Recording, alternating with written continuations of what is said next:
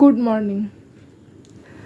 সকালবেলা ঘুম থেকে উঠে জামা কাপড় কাচতে যাব, কাজ মোটামুটি হয়ে গেছে। তো ভাবলাম বরের প্যান্টগুলো একটু কেচে দিই। তো কাচার আগে একটু চেক করে নিই, যদি কিছু পাওয়া যায় তাহলে তো আমারই লাভ।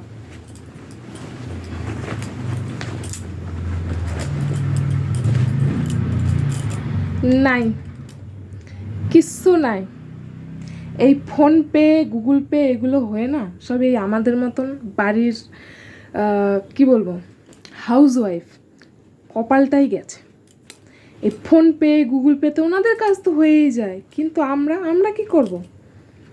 পকেটে তো একটাও টাকা থাকে না। জামা কাপড় কেচে আর কি করব? আমাদের কি দরকার জামা কাপড় কাচা, তাই না?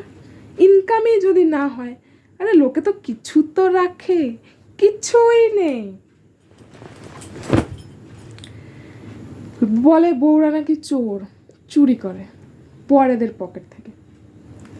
আরে বাবা, পকেটে কিছু থাকলে তবে না চুরি করবে। কে বলেছিল ফোনপে, গুগল পে এগুলো বার করতে? কোনো প্রয়োজন ছিল? আমরা কি করব এবার? আমাদের কোনো উপায় নেই বরের কাছে হাত পাতা ছাড়া।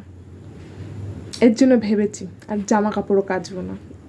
ফোনপে, গুগল পে যারা বার করেছে তাদেরকে গিয়ে দিয়ে আসুক, তারাই কাচুক জামা কাপড়। আমরা পারবো না জামা কাপড় কাচতে,